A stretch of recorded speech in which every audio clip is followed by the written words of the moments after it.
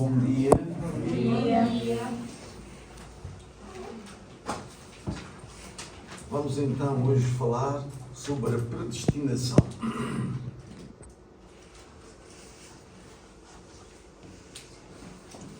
A controvérsia teológica sobre a predestinação tem gerado muita confusão na vida religiosa de muitas pessoas.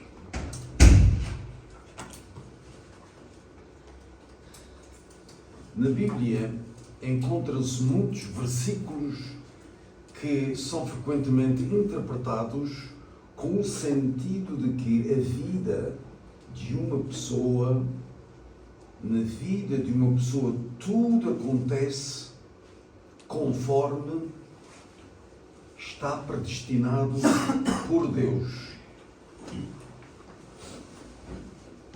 A prosperidade e o declínio, a felicidade e a miséria, a salvação e a condenação, bem como a ascensão e o destino das nações. Está tudo destinado.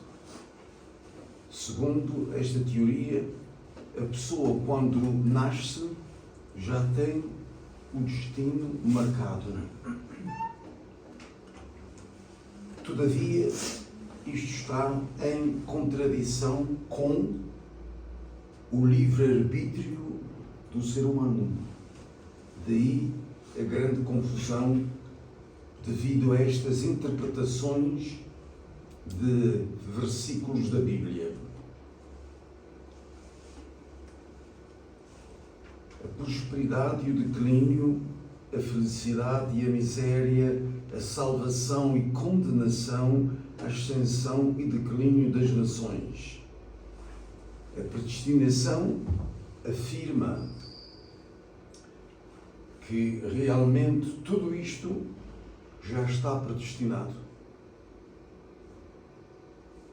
Todavia, podemos igualmente encontrar na Bíblia evidências suficientes para refutar a doutrina da predestinação absoluta.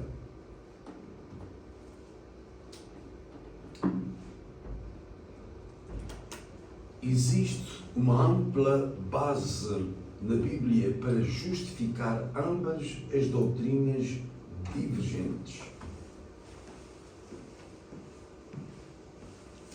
A predestinação da vontade de Deus. Deus não pode cumprir a sua finalidade da criação devido à queda. Com efeito, a vontade de Deus relativamente à sua providência para a humanidade caída continua a ser a realização da finalidade da criação.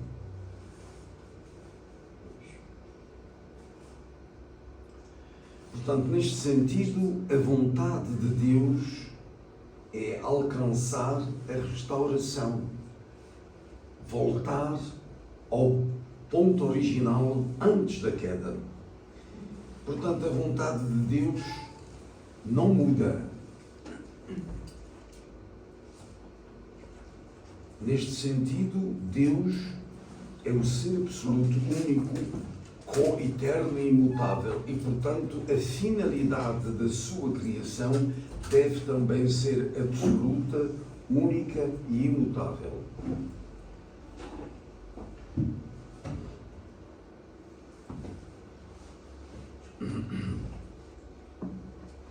Portanto, a predestinação da vontade de Deus é absoluta.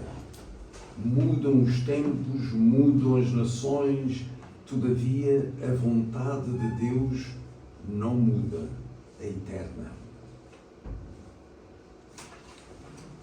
Portanto, neste sentido, a predestinação da vontade de Deus não pode mudar, é absoluta e eterna.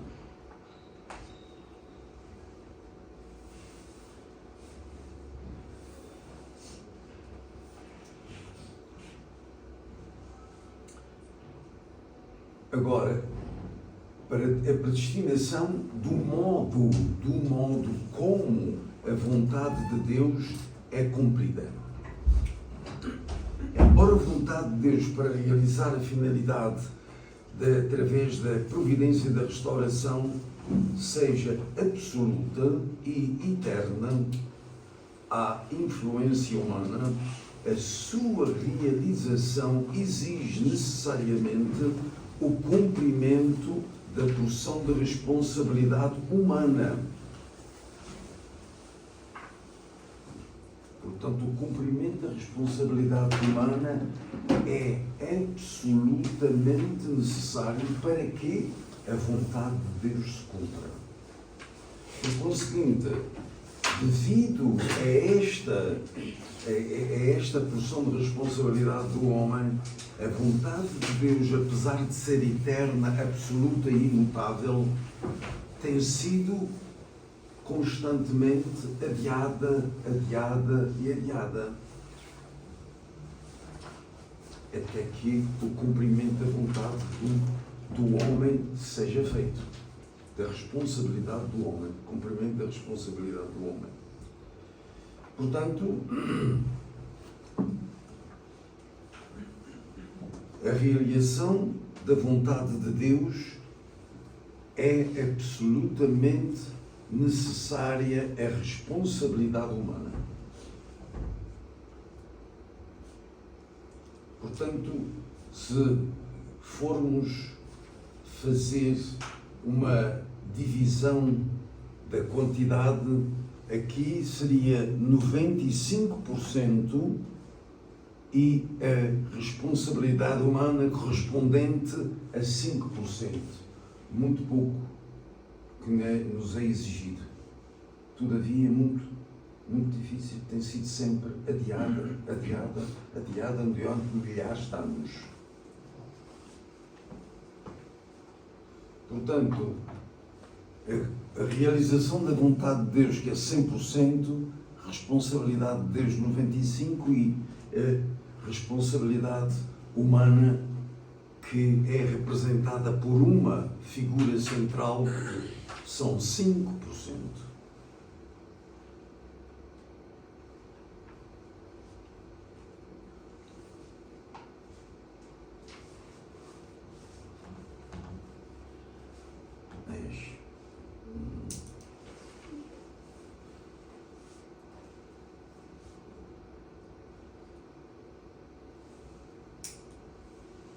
Para os seres humanos, estes 5% representam 100%.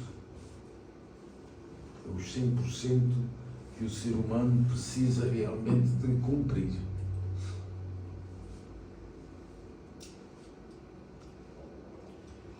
Agora, vamos falar da predestinação dos seres humanos. Adão e Eva deviam tornar-se os bons antepassados da humanidade sob a condição de cumprirem a sua responsabilidade, obedecendo ao mandamento de Deus de não comer do fruto.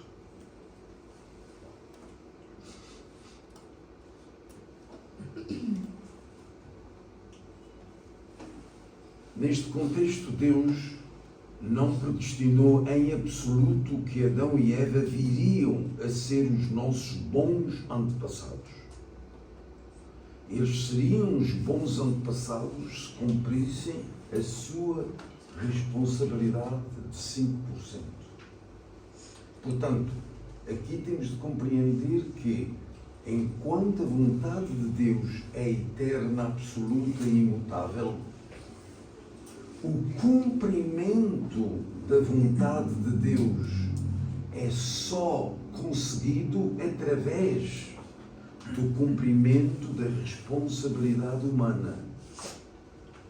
Daí a razão de a história estar sempre a ser repetida ao longo da história humana, tem sido sempre adiada por causa do incumprimento da responsabilidade humana.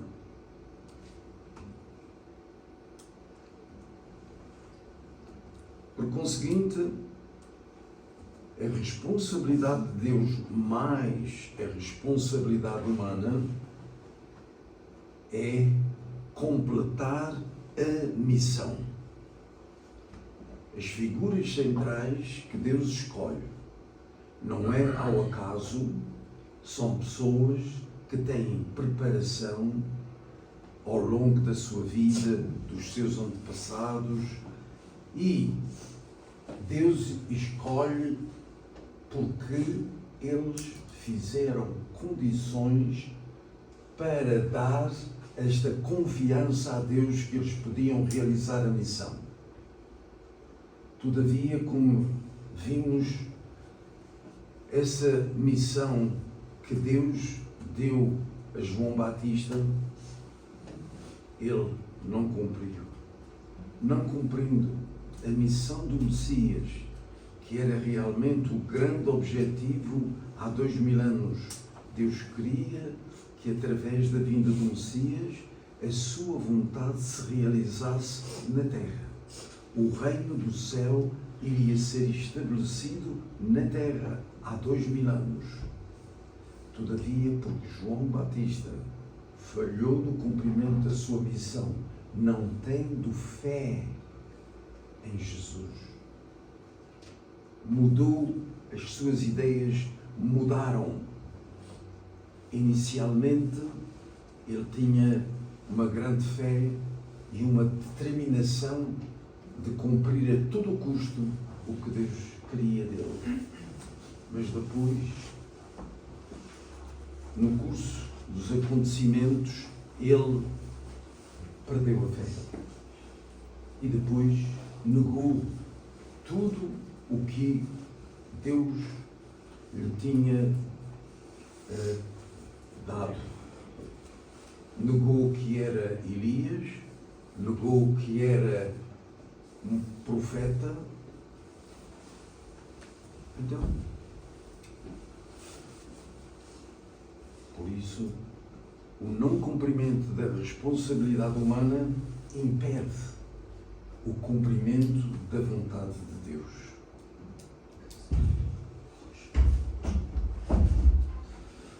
Portanto, a predestinação da vontade de Deus, que dissemos que é eterna, absoluta e imutável, a predestinação dos seres humanos é condicional. Por que é condicional? É condicional porque o ser humano tem de cumprir a sua responsabilidade e depende dele. Deus não pode interferir nessa responsabilidade humana. É por causa disso que se diz que a predestinação dos seres humanos é condicional, está dependente do cumprimento da responsabilidade humana. Quando pensamos nisso, vemos que grande responsabilidade temos como seres humanos. Nós podemos impedir que Deus cumpra a sua vontade.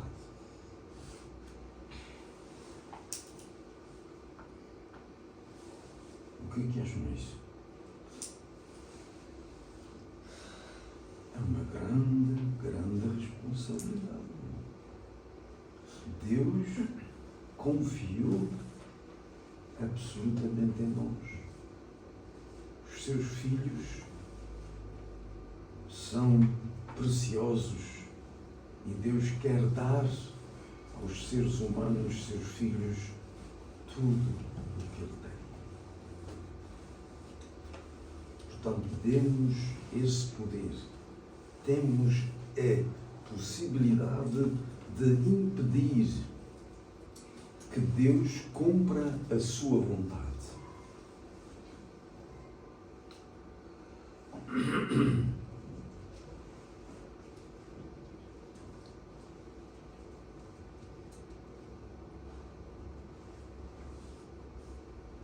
A providência de Deus para a salvação.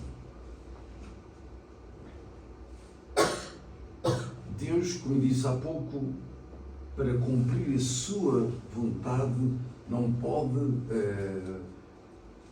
juntar um monte de pessoas e pedir-lhe isso.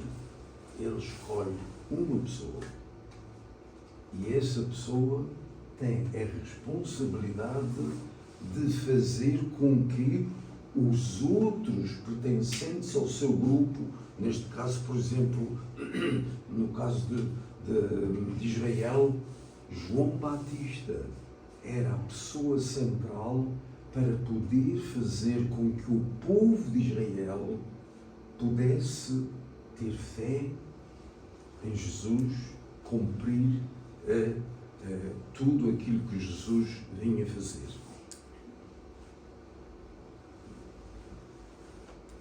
Uma pessoa é a figura central. Chama-se essa pessoa aquela figura central porque depende dele. Por isso, nós dizemos, o povo de Israel falhou.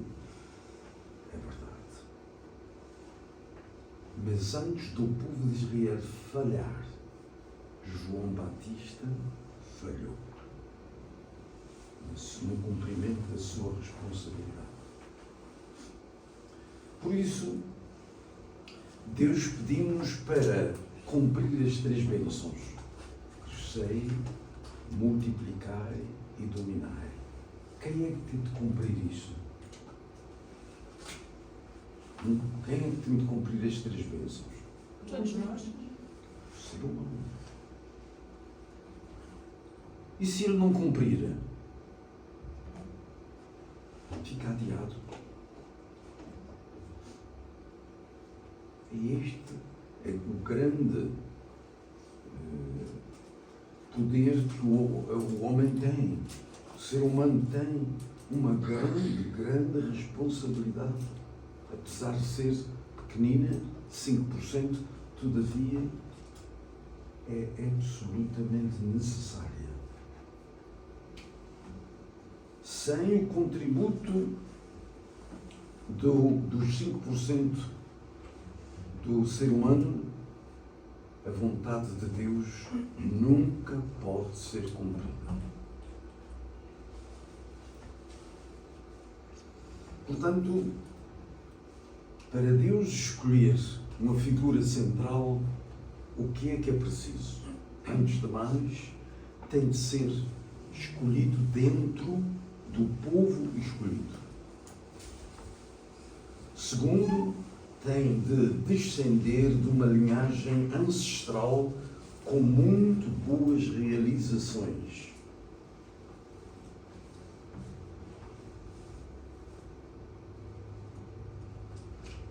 Terceiro, tem de reunir as condições de caráter requeridas.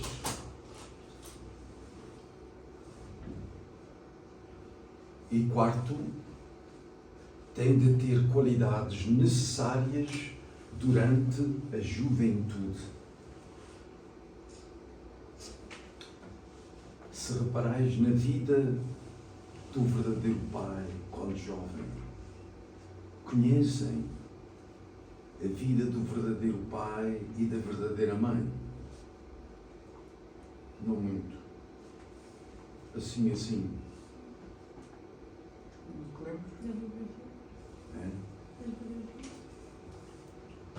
Conhecem a juventude do verdadeiro pai?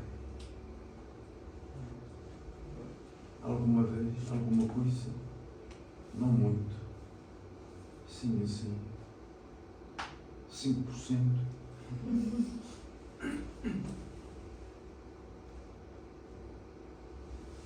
Ele tinha uma vontade de fé. E isso Deus precisa desta qualidade nos seres humanos e principalmente na pessoa que Ele irá escolher.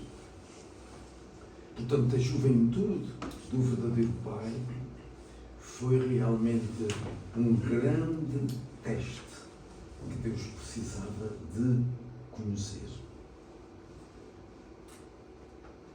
Ele, quando se determinava a fazer uma coisa, custasse o que custasse, ele tinha de realizar.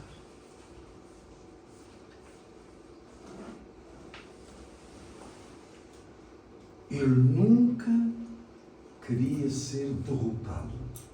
Nunca se deixou. E ele teve um confronto com o seu amigo mais forte do que ele, e ele determinou-se que iria fazer a luta para determinar quem realmente era mais forte.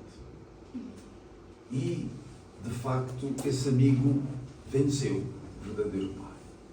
Mas o verdadeiro pai disse: eu vou treinar-me mais e depois voltamos a encontrar-nos. E ficou combinado assim com esse amigo. Ele foi treinar-se nas árvores, vergar os ramos das árvores que são muito fortes. Ele treinou-se, e depois de ter a confiança que tinha mais força do que antes e que teria mais força para vencer o seu amigo, voltou ao confronto. Foram fazer novamente e o verdadeiro pai ganhou. É este espírito que o verdadeiro pai tem em toda a sua vida até morrer. Por isso aqui está aqui qualidades necessárias durante a juventude. Por isso, Deus quer escolher cada um de vós para uma missão. Não pensem que são os outros que têm missões. Cada filho de Deus tem uma missão. Muitos dirão que não sabem qual é a sua missão. Pois, irão descobrir, irão ver, porque Deus quer que cada um de nós seja vitorioso. Deus deu este nome a quem? A quem que deu o nome de Israel? Ao povo escolhido. Ao povo escolhido. O povo escolhido já é descendente dessa pessoa. O Jacob, cá está o exemplo de Deus para poder escolher Jacob como figura central. Ele teve de realmente fazer coisas impossíveis, mas ele tornou possível. Teve 21 anos exilado na terra de Arão com o seu tio Labão. Foi enganado pelo seu tio Labão 3 vezes. Primeiro, ele disse que se Jacob quisesse casar com Raquel, que era a filha mais jovem, tinha de trabalhar para a família de Labão, seu tio, durante 7 anos. Ele assim o fez. E quando chegou ao dia que era para fazer as bodas, era assim: o homem ia para a tenda esperar que a noiva entrasse, não é? Às escuras, não havia luz. E quando ele se apercebe, quem está lá com ele é a filha mais velha, Lia. Então, ele foi reclamar com o seu tio.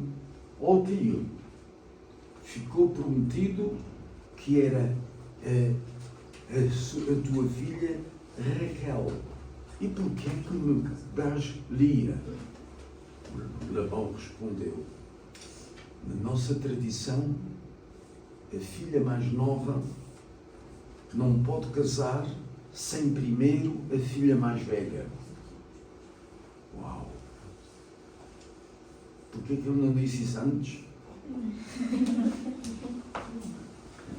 E então disse, mas se quiseres, trabalhas mais 7 anos e depois eu dou outro dia. A Raquel.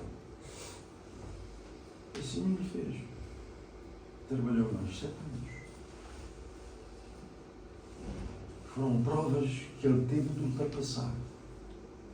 Mas não foi só essas provas. Depois que ele trabalhou ainda mais 7 anos para fazer os 21, não é? Mais 7 anos, mas desses 7 anos ele já não tinha nenhum compromisso com o tio. Ou seja, ele fê-lo, mas o que eram os ganhos eram para ele e já não para o tio. E depois destes 21 anos, ele teve de regressar à sua terra, encontrar-se com o seu pai e o seu irmão, o seu pai Isaac e o seu irmão Esaú. De maneira que ele,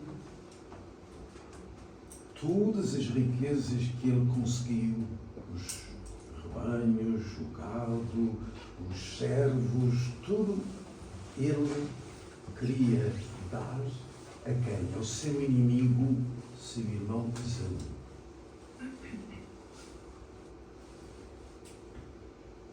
E ele, quando estava a chegar à terra, o que acontece é que o seu irmão estava lá com 400 homens para o destruir. Mas ele, cheio de força e coragem, organizou toda a sua família, a sua comitiva, os seus servos, a sua esposa, Lia, a esposa, tudo bem organizado, de modo que ele, Esaú, não pudesse realmente destruir tudo. E pôs-se à frente e foi fazendo prostrações, 7 prostrações, até chegar junto do seu irmão. Quando ele chegou junto do seu irmão, Esaú sentiu realmente que ele tinha um coração bom e abraçou-o. Isto foi a grande vitória de Jacó. Conseguir vencer o inimigo. O nosso pai diz, ele tem um discurso e fala muito, que nós devemos estudar muito a vida de Jacó, porque o nosso curso é semelhante ao curso de Jacó. Mas não terminou aqui as provas de Jacó. Ele, antes de entrar com toda a sua comitiva na terra de Canaã, o que é que aconteceu?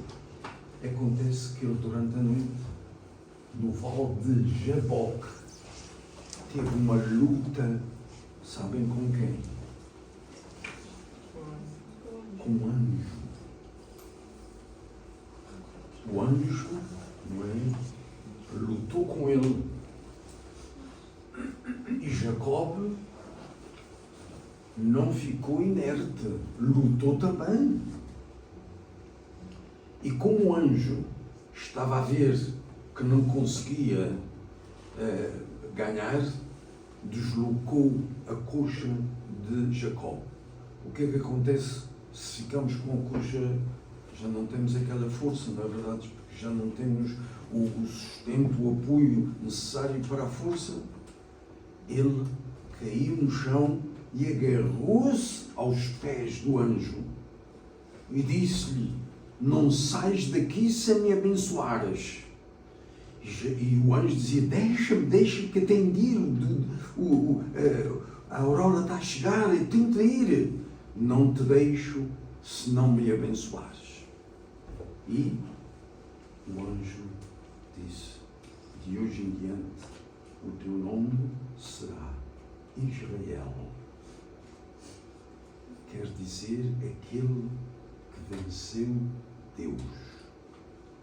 Ou seja, o anjo estava a representar o lado de Deus. Eis de onde vem o nome de Israel. De maneira que os descendentes de Jacob teve quantos filhos? 12. Os descendentes de Jacob depois foram para o Egito e aí criaram um povo, o povo de Israel. A nação de Israel foi criada no Egito debaixo de perseguição. Eles foram transformados em servos, escravos dos egípcios. Isto é só para dizer as qualidades que é necessária para a figura central durante a juventude.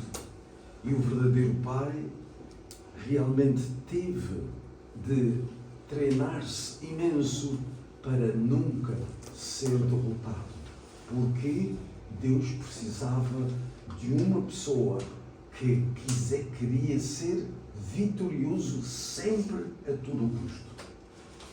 E foi com esse treino que o verdadeiro pai realmente viveu a sua vida sempre com essa determinação de nunca se deixar vencer.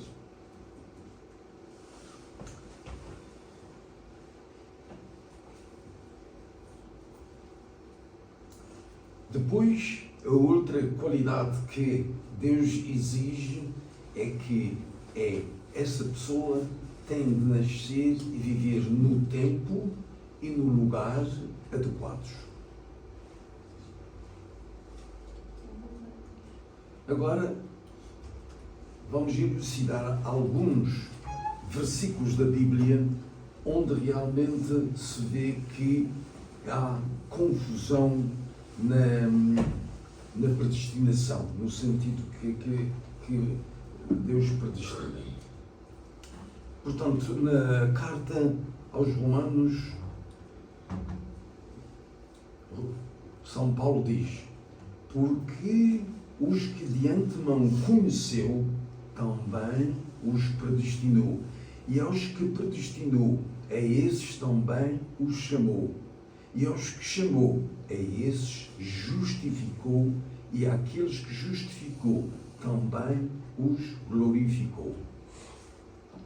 Aqui dá a impressão de que a pessoa não tem muito o que fazer, está predestinada a ser glorificada. Mas não é verdade.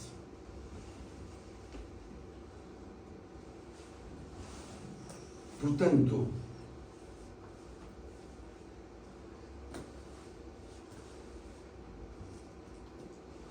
Deus conhece, predestina e chama alguém.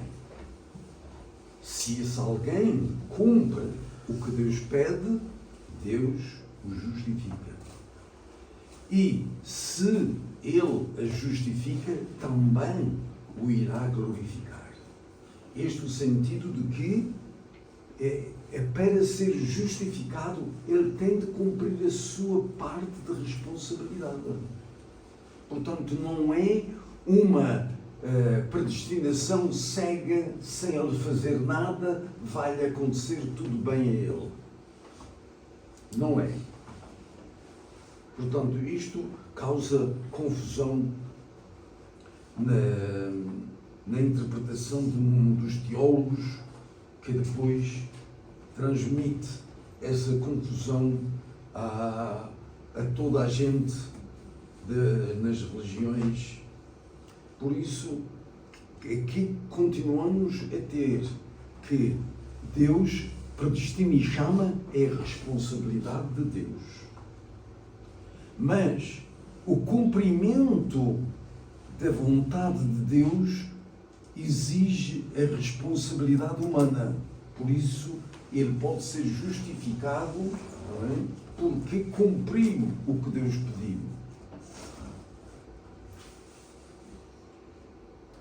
Então, o cumprimento da responsabilidade de Deus mais a responsabilidade humana, temos o cumprimento da vontade de Deus.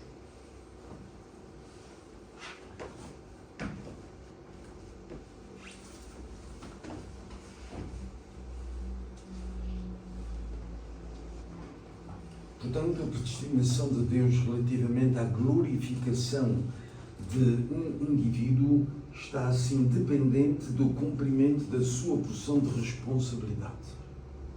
Portanto, esta predestinação, sem nada ser feito pela parte do homem, não pode ser. É uma interpretação muito errada. Portanto, pessoas como João Calvino, o fundador de uma denominação cristã, Calvino defendeu que a doutrina da predestinação absoluta e total, sendo ainda uma doutrina bastante considerada nos nossos dias. O que é que ele diz? Diz que é absoluto. O homem não tem de fazer nada, Deus faz tudo. Está errado. Portanto, a vontade de Deus, a realização da vontade de Deus, segundo Calvino, diz, depende apenas de Deus, só de Deus.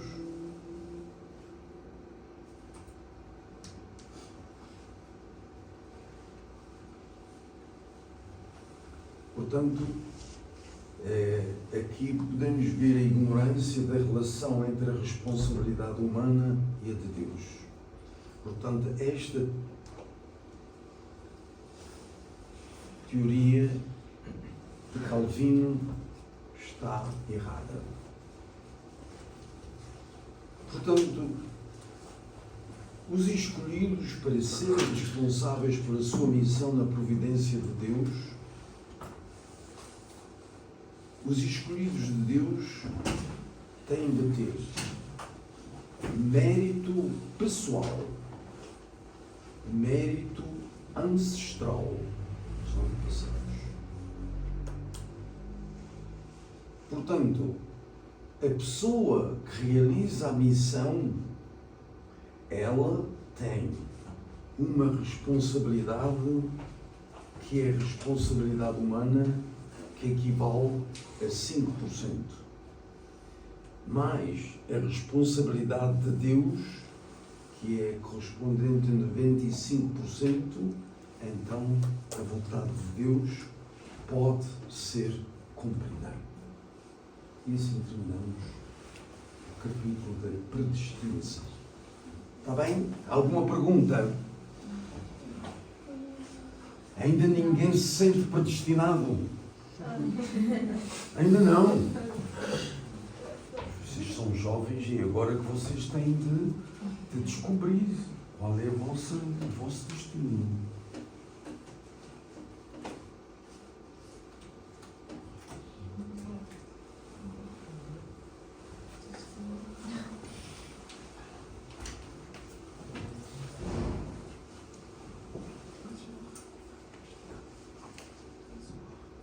Vocês com certeza estão destinados a se tornarem verdadeiros filhos de Deus.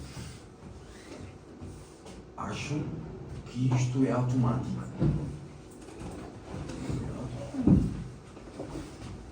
É preciso ter força de vontade, nunca abandonar a fé em Deus, mesmo quando nós não percebemos as coisas. Não podemos abandonar, deixar ter fé em Deus, porque Deus já nos demonstrou que Ele tem amor eterno para os seus filhos. E se alguma coisa nós vemos que Deus não nos está a ajudar, etc., lembremos-nos de que Ele também testa. Ele quer ver até que ponto nós podemos ultrapassar a dificuldade sem a ajuda de ninguém. Por isso, nessa altura, não é tempo de desanimar. É tempo de revigorar e saber esperar que esse teste acabe. É?